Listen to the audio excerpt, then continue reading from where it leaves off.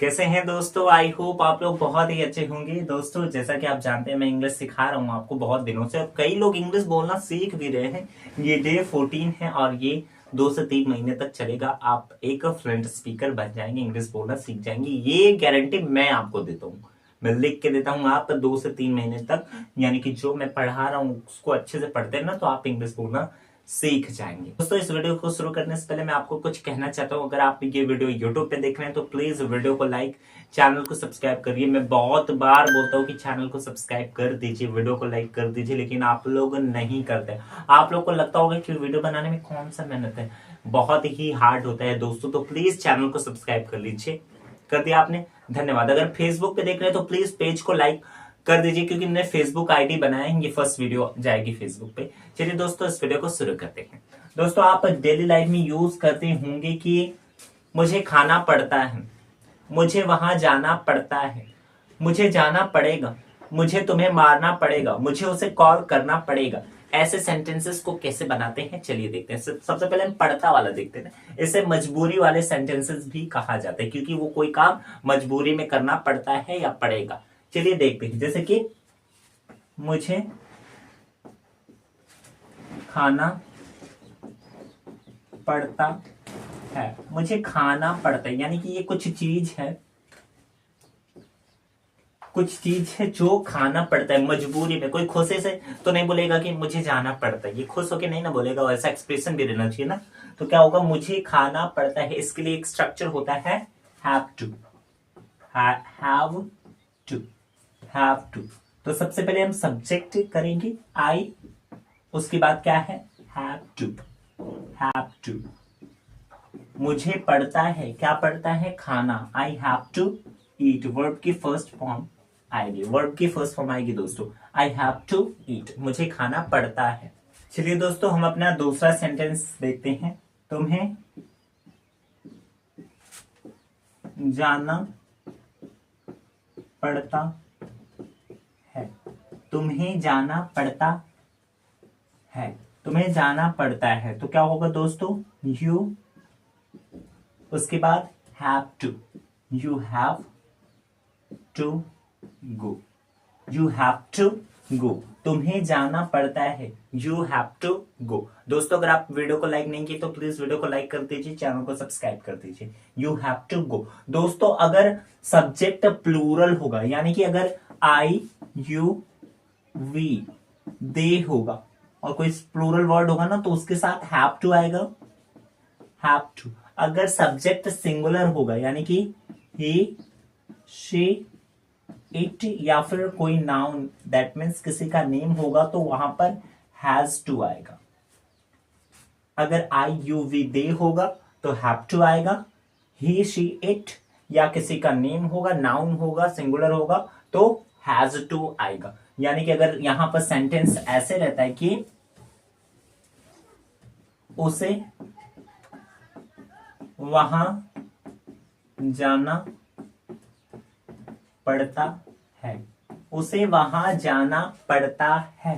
तो दोस्तों क्या होगा, उसे मतलब लड़के को ना या फिर लड़की को, तो हम यहां पे कर देते ही के साथ क्या आएगा दोस्तों, has to, he has to go there.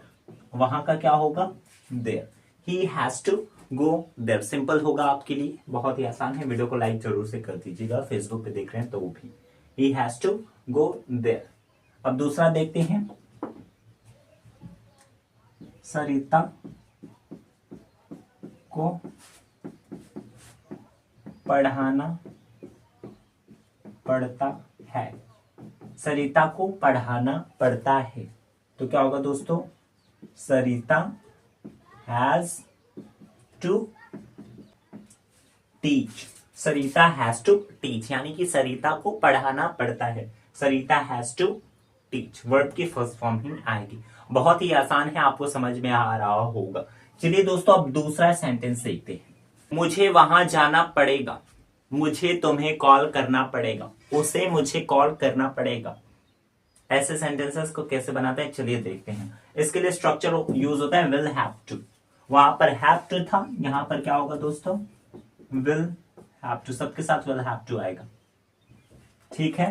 will have to यहाँ पर यूज होगा। जैसे कि मुझे खाना पड़ेगा, वहां पर क्या था दोस्तों, वहां पर था पढ़ता है या पढ़ती है ना, यहाँ पर पड़ेगा पड़ेगी ऐसे शब्द आता है। मुझे खाना पड़ेगा तो क्या होगा, I will have to eat, I will have to eat, मुझे खाना पड़ेगा, I will have to eat. तुम्हें कॉल करना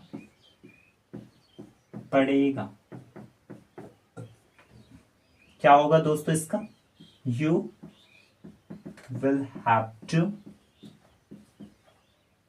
call, you will have to call. इसमें भी वर्ब की फर्स्ट फॉर्म आएगी, यहां पे लिख देता हूं V1। You will have to call, तुम्हें कॉल करना पड़ेगा, मुझे ये खाना पड़ेगा, मुझे ये खाना पड़ेगा, क्या होगा दोस्तों, I will have to eat it, मुझे ये खाना पड़ेगा, I will have to eat it या फिर this, I will have to eat या फिर दिस। बहुत ही आसान है दोस्तों, आपको समझ में आ रहा होगा। चलिए दोस्तों इन तीनों सेंटेंसेस को बनाते हैं। यहाँ पर क्या है, अमन को पढ़ाना पड़ेगा, वैसे पढ़ाना मुझे अच्छा लगता है, यहाँ पे पढ़ाएगा लिखेगी कि सेंटेंस मतलब सच्चा नहीं है, मतलब मुझे अच्छा लगता है पढ़ाना, यानी कि अमन को पढ़ाना पड़ेगा तो क्या होगा, अमन will have to teach, वर्षा को घर का काम करना पड़ेगा, वर्षा will have to chore, will have to, Varsha will have to chore।